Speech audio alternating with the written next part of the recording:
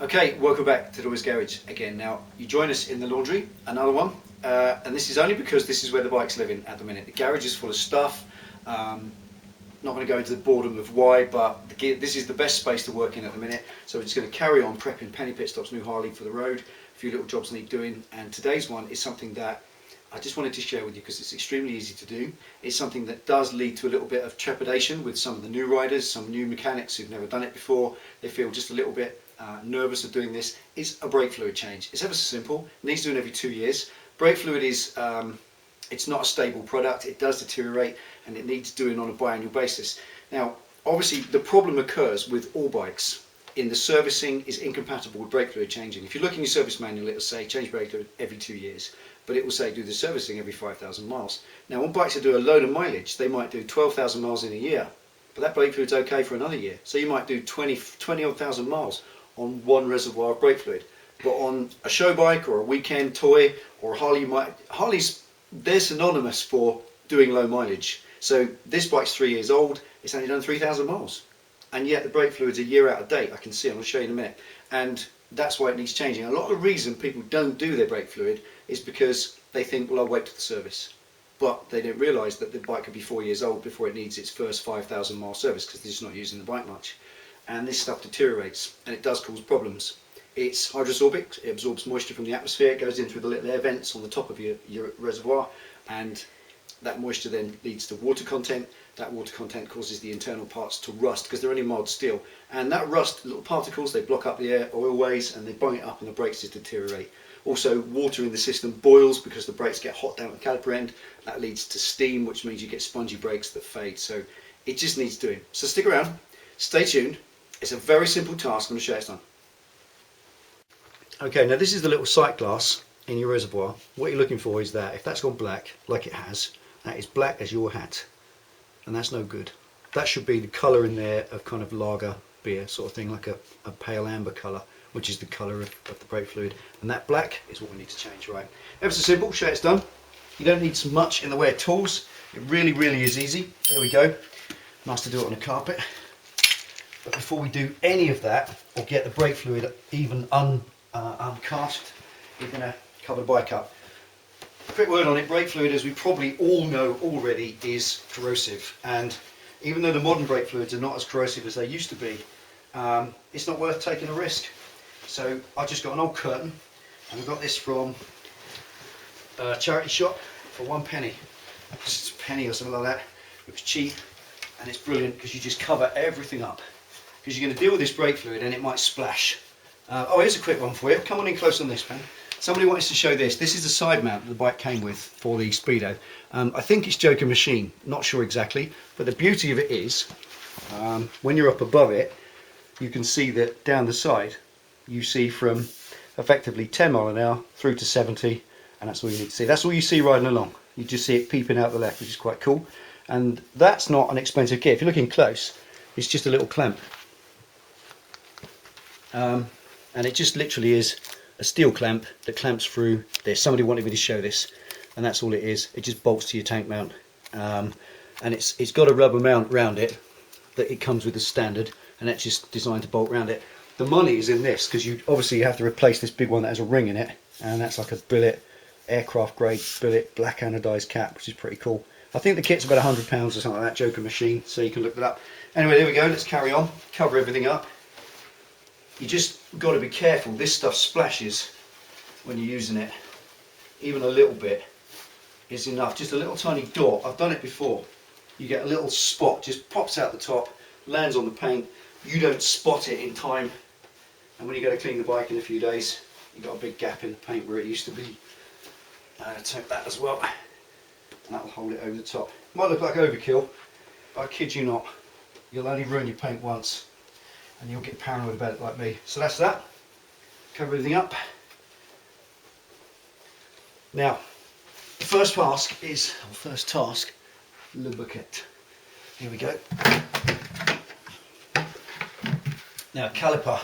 This is the point where the exit, the fluid comes out of, more commonly referred to as a bleed nipple or exit valve. It's 10 mil, incidentally, not imperial, it is metric. Harley does use metric too. Now what you're looking to do is produce a 45-degree open and shut of this valve. This is a little valve, it's got a taper on the bottom, and as soon as you undo it a bit, it opens the taper and allows the fluid out. So to open it, you need to open it just a quarter of a turn. So take the little rubber cap off, which protects it, make sure that's in place.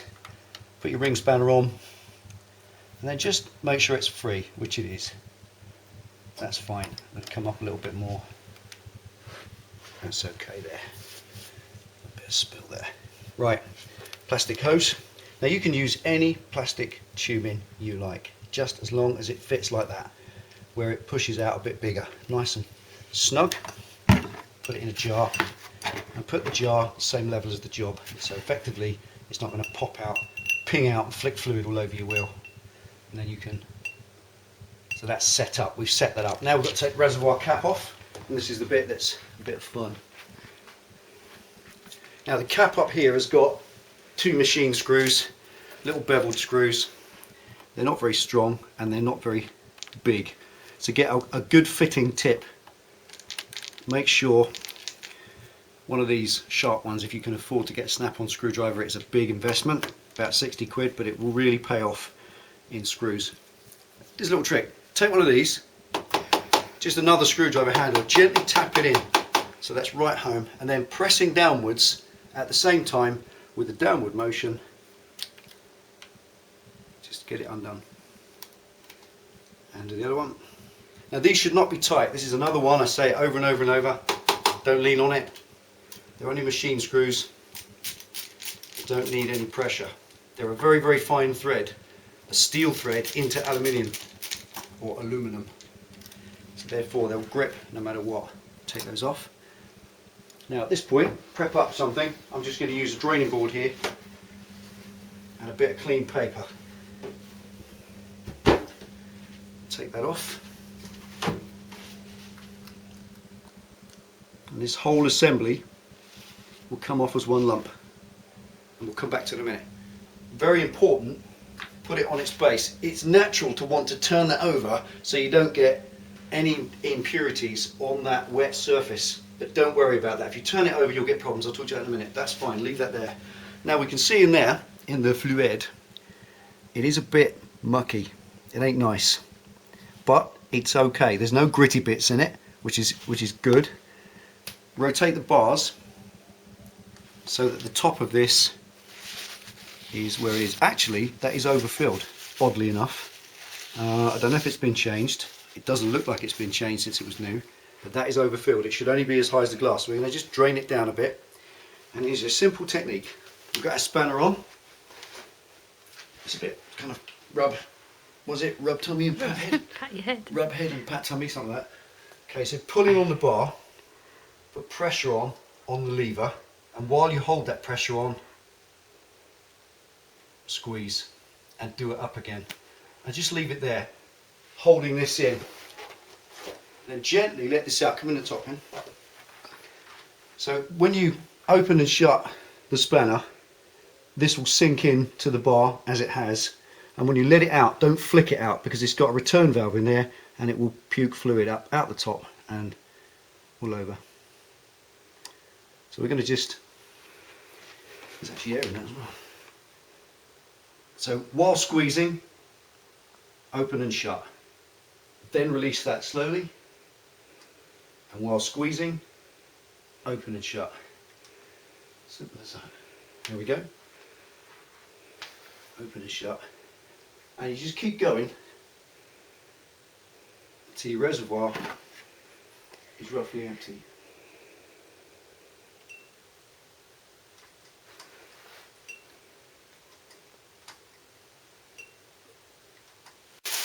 Right, now I've got the level down to about half, and rather than waste time pumping the rest of that old fluid through, here's a little trick. One sheet does plenty, just soak it out. This stuff's brilliant, it's like a blotting paper, it'll just soak up all the brake fluid, it'll suck it up. And put a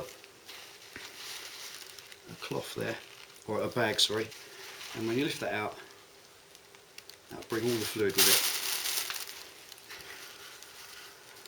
Now if there's any bits in in your system. This was quite clean inside, but if when you come to start there's bits in the bottom of the reservoir, don't bleed it down through, because you're just going to suck them into your system, and dispose of that safely at the end. So I put it in 2 bags. Right, now that's pretty much empty.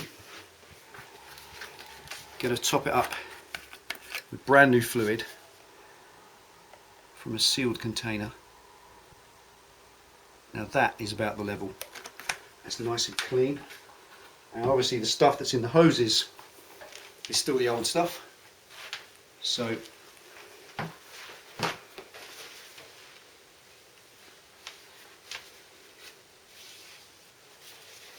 keep it pumped through. Again, same technique, just open and shut. And you're pumping now fresh fluid down into the hose, just chasing it through.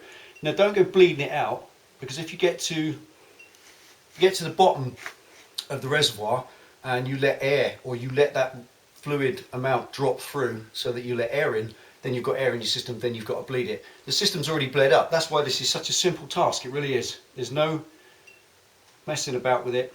Just chase it through with fresh fluid, and once it's coming out nice and clean, you know you're done.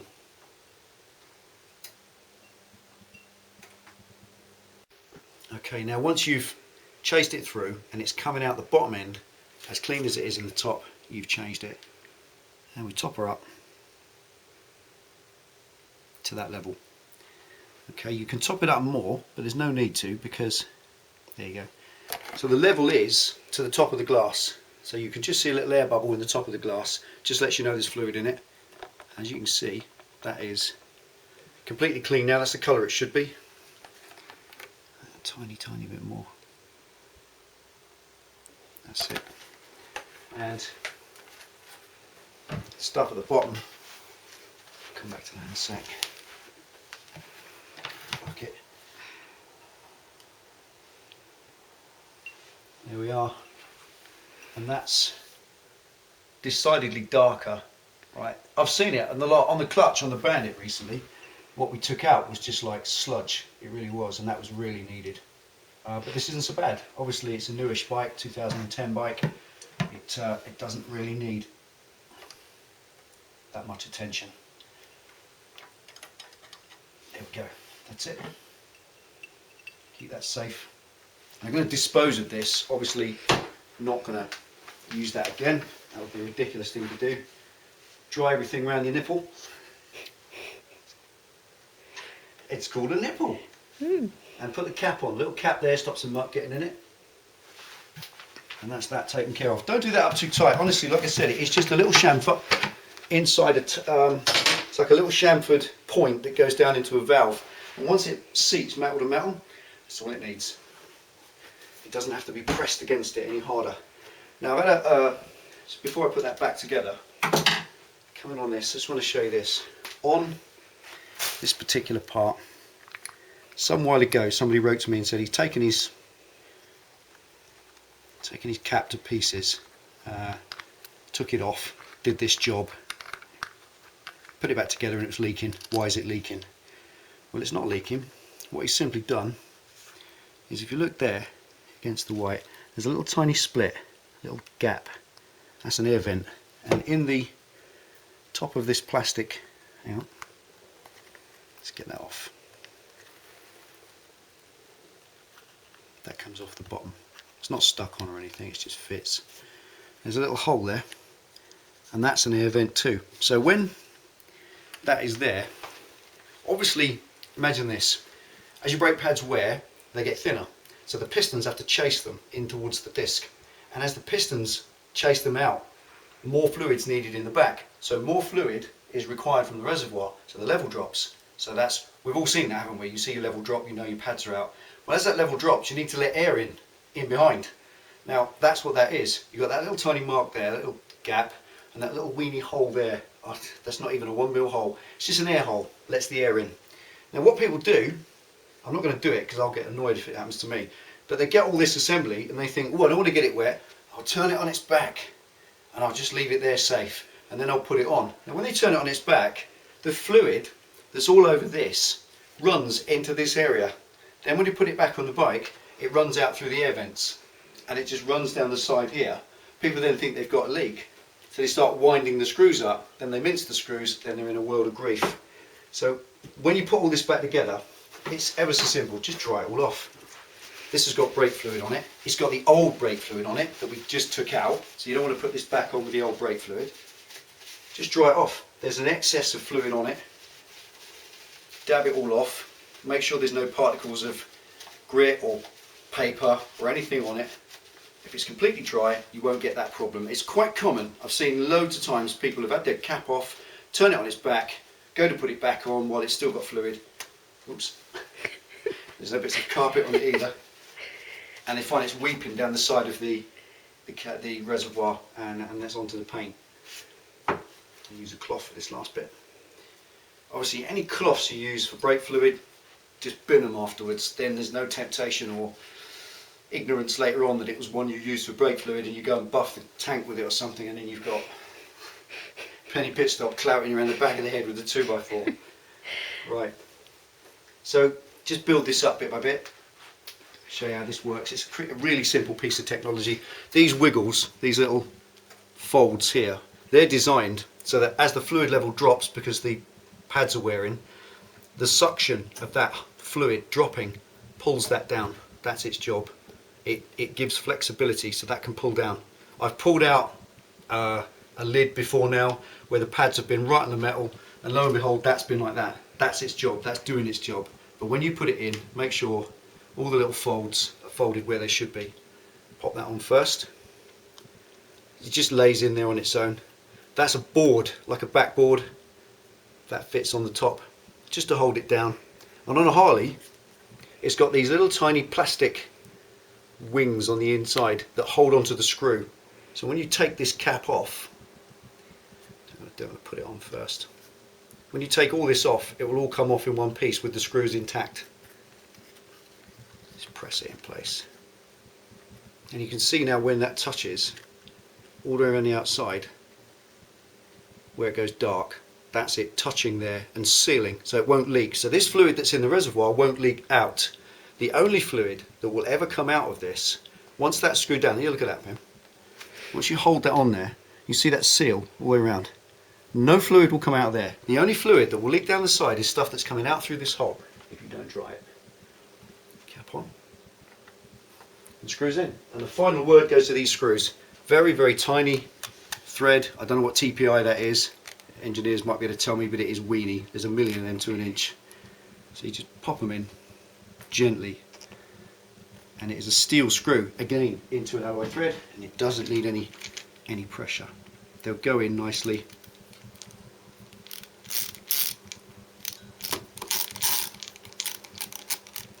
And when you do them up, because the pressure, the screw pressure that you put in will not prevent that leaking. The point here is that that's a metal to metal finish. The lid touches against metal aside from the rubber seal. So the rubber seal is being pinched at its maximum pinchage when you just nip them up. You can nip them up tighter if you like. All you're doing is stretching the threads. And remember, this is one component on your bike. I do these up like that, literally. That's it. That is it. It will not leak, trust me. If you screw these threads up, it is annoyingly, it's always the threads in the body that go. And then it's a new caliper body. And how much money is that, even from a Jap dealer? So there you go, simple as that. Brake fluid changed in the front. It's actually better now. A little tip you can do when you finish doing this is get a little bungee or a rubber band and just rubber band that lever in overnight. That opens the valve in the pump here and allows any air, any tiny particles of air that might be in that system to drift up overnight.